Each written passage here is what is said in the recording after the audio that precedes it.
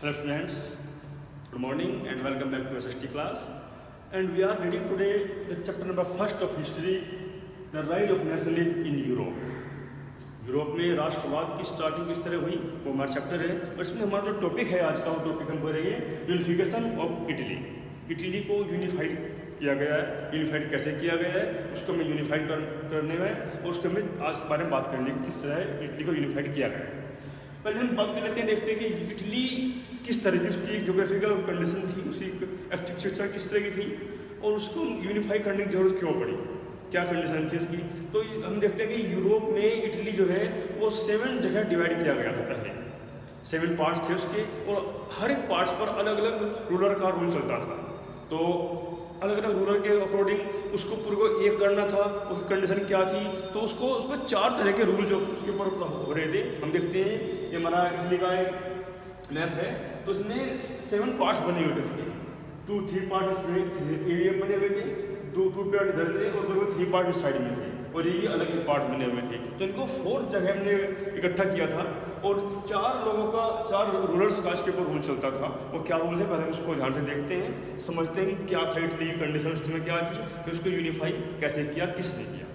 तो firstly Italy के 4 part बने हुए हैं, मेनली 4 पार्ट्स हैं। ये नॉर्थन पार्ट्स है, इस पर ऑस्ट्रियन हैब्सबर्ग का रूल चलता था। जब ऑस्ट्रिया हंगरी वगैरह कंट्री थी तो ऑस्ट्रिया के जो हैब्सबर्ग डायनेस्टी थी उसका रूल इसके ऊपर फॉलो होता था। मिडिल में जो है ये था पोपल स्टेट बोलते थे, इसमें जो पोप का था, पोप का रूल चलता था। यहाँ पर पोप का कंडीशन इसमें मिडिल सीमा की थी। जो साउथ वाला एरिया है इसमें बोर्बन डायनेस्टी का रूल चलता था।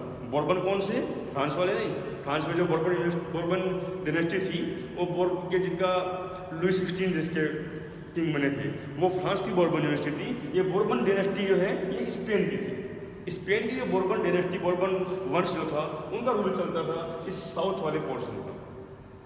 अब लास्ट में बचे ये दो आइलैंड, इनका नाम था सार्डिनिया पिडमोंट। सार्डिनिया पिडमोंट जो एक पार्ट था, इस पर जो एकमात्र ये पार्ट ऐसा बचा हुआ था जहाँ पर इटली की प्रिंसली हाउस का रूल चलता था। इटली का प्रिंसली जो हाउस था, इटली का जो एक किंग सुन लीजिए, इटली का किंग जो था वो यहाँ पर रूल करता था और पूरा इटली दूसरे किसी और किंगडम के अंडर में था, बना हुआ था।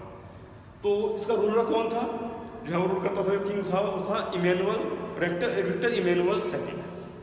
विक्टर इमैनुअल सेकंड किंग जो था वो सार्डिनिया पिडमाउंट के जो एरिया पर रूल करता था और वो पूरा इटली जो है वो दूसरे किसी ब्रांच में बटा हुआ था।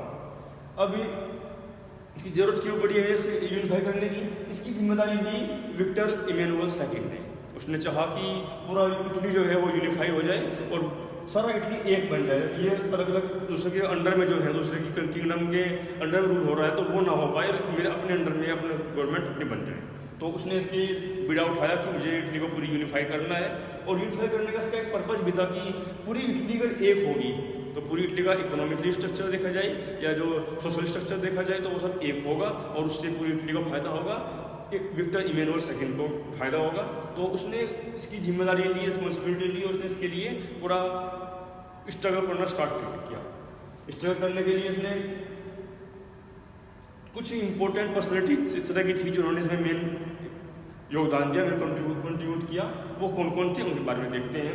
तो ये तो हम समझ चुके हैं कि इटली किस तरह थी, उसके लगभग मैनी पार्ट्स थे और वो सभी पार्ट्स को हमने 4 डायनेस्टी में बटा हुआ था। 4 डायनेस्टी, 4 जो वंश थे उनका राज उसके ऊपर रूल उसके ऊपर चल रहा था और इटली का जो रूल था वो केवल सार्डिनिया पिडमाउंट जो ये वाला था केवल इटली प्रिंसली हाउस इसी पर कमांड करता था और ये पूरा का पूरा इटली ये अदर कंडीशन में अदर लोगों के अंडर में था। तो अब इसको यूनिफाई कराने के लिए जिन्होंने प्रयास किए, कभी एफर्ट किए, वो कौन थे। सबसे पहला नाम उसमें आता है, हम देखते हैं मुझे फर्स्ट नाम आता है हमारा जिसेप्पी मैजिनी। जिसेप्पी मैजिनी एक बहुत ही इम्पोर्टेंट और बहुत एक तरह के फिलोसफर थे और एक सोशल वर्कर भी थे और वो एक मेन इम्पोर्टेंट पर्सन थे इटली के जिन्होंने इसके लिए पूरा प्रयास किया। पूरा उन्होंने हर तरह से संभव प्रयास किया लेकिन अनफॉर्चुनेटली उनका प्रयास सक्सेसफुल नहीं हो पाया।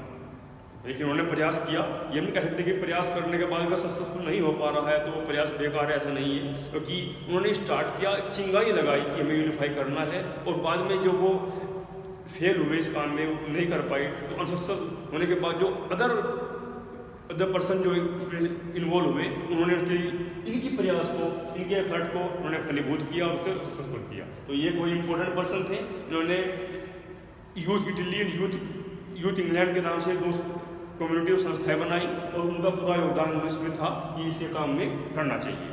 इनके बाद फिर सेकंड पार्ट का नंबर आता है किंग विक्टर इमैनुअल सेकंड, जो कि सार्डिनिया पिडमाउंट के किंग थे।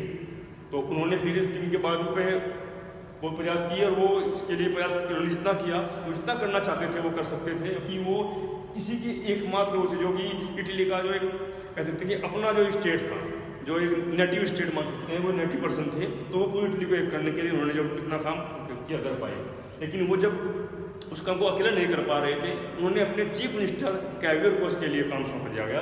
तो थर्ड नंबर पर आते हैं चीफ मिनिस्टर कैवियर, जो इसके चीफ मिनिस्टर थे सार्डिनिया पिडमाउंट के। उन्होंने उसको एक काम सौंपा कि उन्होंने काम करना है। कैवियर एक इस तरह के इंसान थे कि वो बहुत ही अच्छे फ्रेंच स्पीकिंग थे। उन्होंने फ्रेंच स्पीकिंग में बहुत अच्छे थे, वो फ्रेंच से के रिलेशन भी अच्छे थे।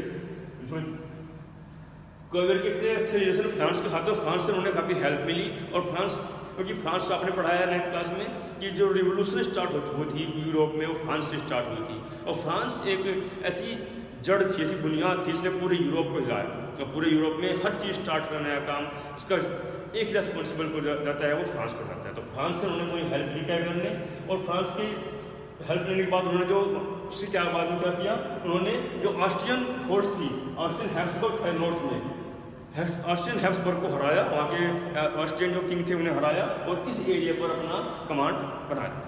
तो कैवियर ने फ्रांस की हेल्प लेकर और इस तरह अपनी पूरे प्रयास के साथ में जो नॉर्थन था ऑस्ट्रियन हैब्सबर्ग जो ये एम्पायर था, इस हैब्सबर्ग एम्पायर को कमांड की और उसको अपना पूरी तरह से उसको ले लिया। कैवियर एक इस तरह के इंसान थे कि वो न तो वो रेवोल्यूशनरी थे और न वो डेमोक्रेटिक थे। वो डेमोक्रेटिक भी नहीं थे, रेवोल्यूशनरी भी नहीं थे, लेकिन उन्होंने डेमोक्रेटिक के बारे में बहुत ही उन्होंने एडवोकेट की है, उससे वकालत किया उसके बारे में, उसके मतलब उसके उन्होंने अधिक प्रचार किया। ड्रामेटिक पर्सन ना होने के बाद उन्होंने ड्रामेटिक का पुरजोर समर्थन किया। और वो उन्होंने जो एक पार्ट था अपना ये फ्री उनसे करा लिया और उसको कराकर अपनी इटली का अब ये हिस्सा ऐड हो गया।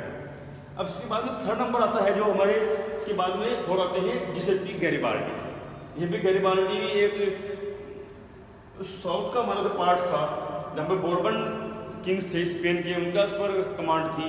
वो उन्होंने उस चीज़ों का कमांड करने के लिए बीड़ा उठाया और उन्होंने वहाँ के जो लोकल पीजेंट्स थे, लोकल पीजेंट्स मतलब जो लोकल किसान लोग थे, जो वर्कर लेवल के थे, उन सबको मिलकर उन्होंने इकट्ठा किया और उनकी सपोर्ट से उन्होंने इस पर अटैक किया और यहाँ से जो बोर्बन किंग्स थे स्पेन के उनको हराया, उनको भगा दिया।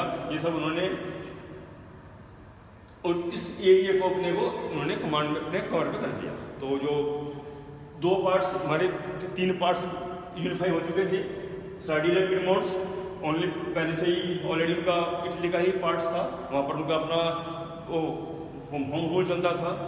नॉर्थन पार्ट ऑस्ट्रियन हैब्सबर्ग, ये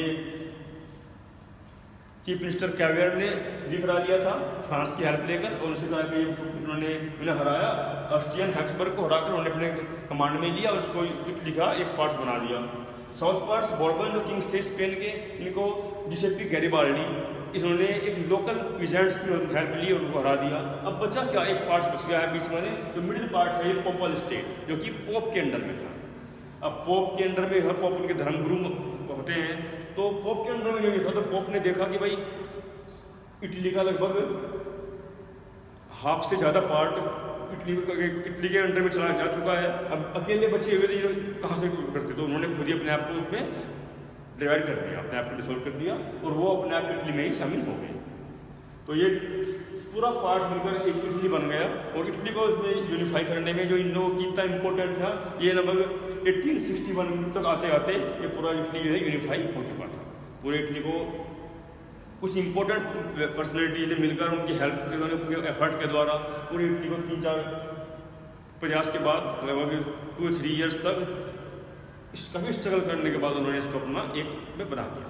तो ये आप सिस्टमेटिकली इसको समझ गए होंगे कि Sardinia Piedmont Italian princely house था, उसकी ये उनका अपना था, इसमें किंग विक्टर इमैनुअल सेकंड का राज था। उन्होंने ऑस्ट्रियन हैब्सबर्ग को, जो उनके वो जिसे मैजनी थे, जिसे मैजनीज में असफल हुए, उसी को करने के लिए फिर विक्टर के चीफ मिनिस्टर कैवियर थे, कैवियर ने फ्रांस के साथ में हेल्प ली, फ्रांस के अच्छे जानकार थे वो, उन्होंने ऑस्ट्रियन हैब्सबर्ग को फ्रांस की हेल्प लेकर हराया और इसको अपने गेम में ले लिया। फिर जिसेपी गैरिबाल्डी ने लोकल पीजेंट्स के साथ मिलकर एक ग्रुप बनाया और उन सब इन्होंने बोर्बन किंग्स स्पेन को हराया और इसको एक बना लिया। बीच में बचा पोपल स्टेट, जो पोप का जहाँ पर राज चलता था, तो पोप ने अपने आप को सरेंडर कर दिया और वो अपने आप उसमें ही डिसॉल्व हो गए। तो ये पूरा कंट्री एक यूनिफाई बन चुका था। और यहाँ का जो किंग, जो सर्डिनियन पिडमोंट के किंग थे, किंग विक्टर इमैनुअल सेकंड, वही पूरी इटली के किंग उस समय बनाए गए और ये इस तरह इटली हमारा एक यूनिफाई हो चुका था। तो I hope you are get least understand this structure. आप शायद अच्छे समझ गए होंगे किस तरह इटली को बनाया, किस तरह किया। तो नेक्स्ट बात में देखेंगे unification of Germany. Thank you, have a nice day.